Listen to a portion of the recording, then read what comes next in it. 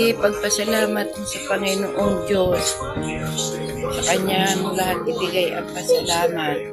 Lahat na nangyayari sa iyo. Malay mo, iba ang gusto mo, iba palang gusto ng Panginoon sa buhay mo. Hayaan mo ang Diyos ang mag-drive sa iyo.